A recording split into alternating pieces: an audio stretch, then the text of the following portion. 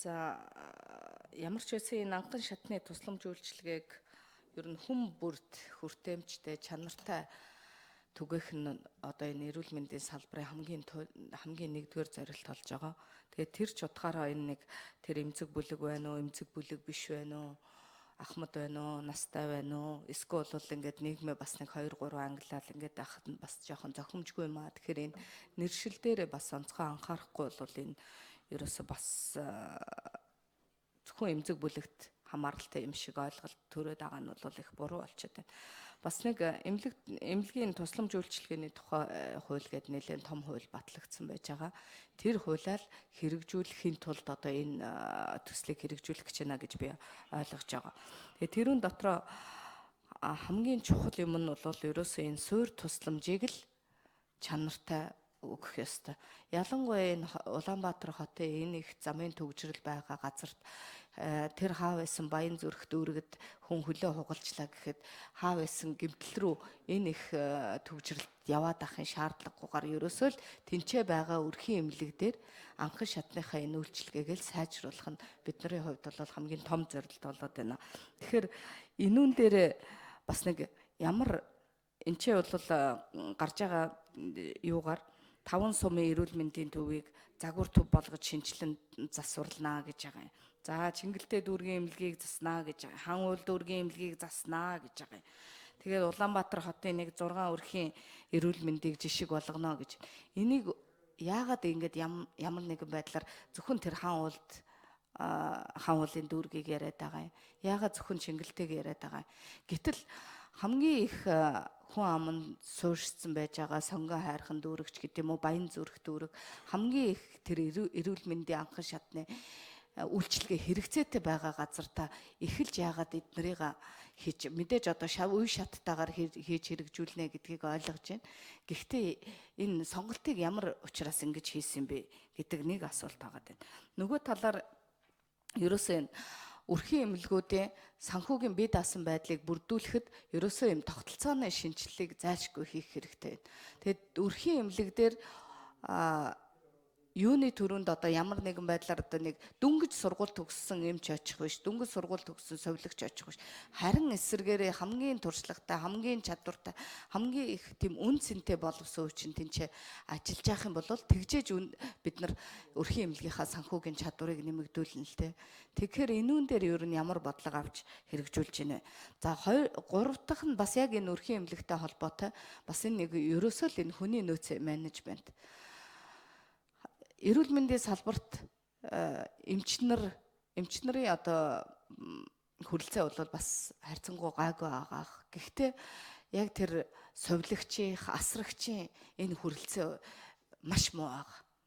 Ерөөсөө совилогч олдохгүй байгаад энэ бүх эмнэлгүүд, альч нэгдсэн эмнэлгүүдэд ч тэр ер нь анхан шатны эмнэлгүүдэд ч тэр энэ совилогчийн эрэлт хэрэгцээг ер нь яаж хангах вэ?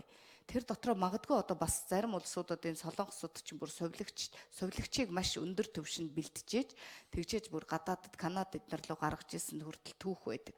Тэгэхээр энэ Монгол улсын өөрийнх нь ерөөсөө хамгийн өвчтөн хүнтэй гардаж харьцдаг хүн нь эмч гэхээсээ илүү өдөр болгон цаг минут тутам харьцдаг хүн маань совилогч байгаа. Энэ совилогч нарыг бэлтгэх дээр ер нь яаж анхаарч байна. Тэгэхээр энэ нь өөрөө бас энэ төсөл дээр орж ийн үгүй юу? За Хурлаатар сайд хариулъя. За Хурлаатар сайд микрофон.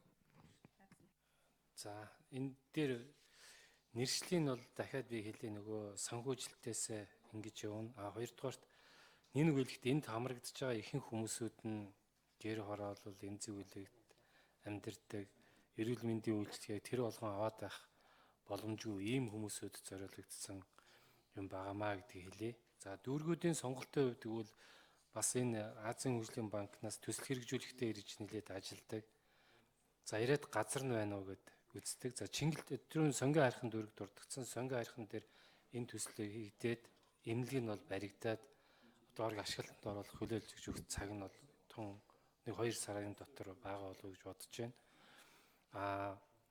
Газар нь байна уу? Яг үнэхээр хэрэгцээ нь ямар байна вэ гэдэг тодорхой хэмжээний судалгаанууд бас нэлээд хийгдэж байгаад энэ нь бол хэрэгцээ гэдгийг би хэлээ. Дээр нь бас өвчлөлтийн төвшин, хамрагдалтын төвшин, эрүүл мэндийн үйлчилгээг үзүүлж байгаа байдал энэ зэрэг олон юмнууд л үздэг юм байна. Тэгж жаад энэ сонголтууд бол хийгцэн. За тэр чадварыг бий болгох гэсэн тэр зүйлүүд төр бол санал нэг бол байна.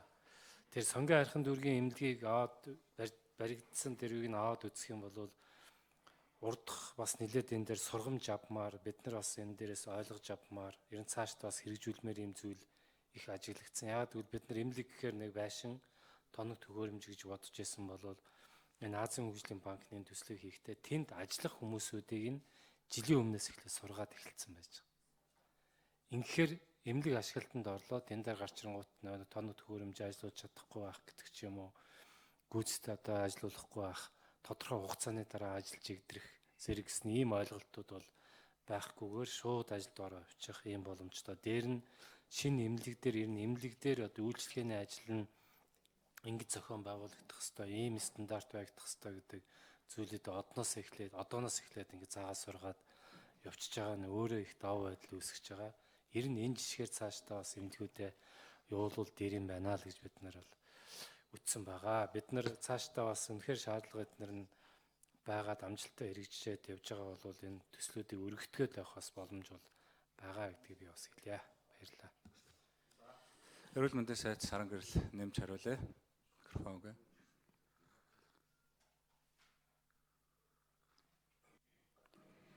За манай оюун дэргэшин чухал асуудал хүндэж байна. Үнэхээр дэлхийн эрүүл мэндийн байгууллагын үндсэн зарчим бол эрүүл мэндийн тусламж үйлчилгээ бүх нийтэд хүрэх ёстой, бүх нийтийн хамралтын тухай асуудал яригдж байгаа.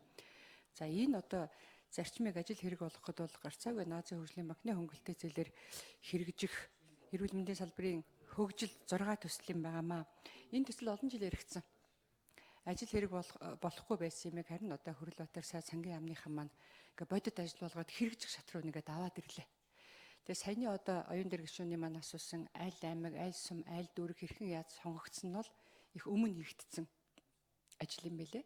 Энийг Монголын эрүүл мэндийн салбар өөрөөсөө сонгоно гэхээсээ илүүтэй сая Хөрлөбаатар сайд маань хэллээ. Азийн хөгжлийн банк судалгаа явуулдаг. Бүр газар дээр нь очиж ажилдаг, газар шороо нь бэлэн байна уу? Эрүүл мэндийн тусламж үйлчилгээний байдал нь аль дүүрэг, аль аймаг, аль сумд ямар байгаа газар дээр нь очиж мэргэжлийн баг судалгаа хийгээд энэ сонголтуудыг хийсэн байдгийн билээ. За дараагийн асуудал бол өрхийн эрүүл мэндийн төвийн санхүүжилтийн тогтолцооны асуудлыг сая оюун дэргэшин маань асууж байна. За энэ чиглэлийн бас сургалт, за хүний нөөцийн асуудлууд мөн энэ төслийг хамарч байгаа. Ер нь Азийн хөгжлийн банкны шугамар хэрэгжиж байгаа төсөл бол цогц. Байшин савтайгаа тоног төхөөрөмжтэйгөө хүний нөөцтэйгөө ингэж иж бүрэн явдаг юм онцлогтой. За энэ хүрээнд ч гэсэн саяны одоо энэ тогтолцооны болон хүний нөөцийн асуудал ингээ яригдана. За гол энд сая оюун дэргэшүүний маань хэлж байгаа совилогчийн дутагдлын асуудал ярьж байна. Үнэхээр тийм.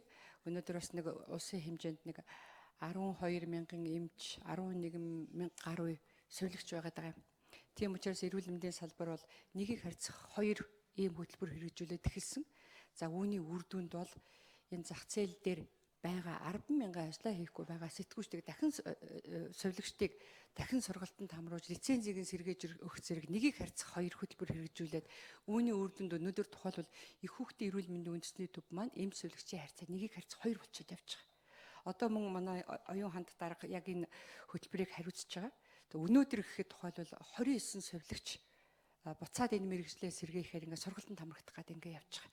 За энэ мэтчлэн бид нар бол нэгийг харьцах 2 хөтөлбөрлөө нэлээд үр дүнтэй явж байгаа. За энэ төс хөтөлбөрийн хүрээнд мөн одоо бас энэ боловсон хүчнийг бэлтгэх, ялангуяа энэ төсөлд хамрагдж байгаа эрүүл мэндийн байгууллагуудын боловсон хүчнийг бүх төвшөнд нь бэлтгэх тэр боломжийг бас энэ төсөл одоо бий болгож байгаа. Нэг одоо чухал зүйл гэвэл сая Хөрлөбаатар сайд маань хэллээ. Яаралтай тусламжийг олон улсын төвшөнд аваачих ийм одоо төсөл энэ хөтөлбөрт орж байгаа.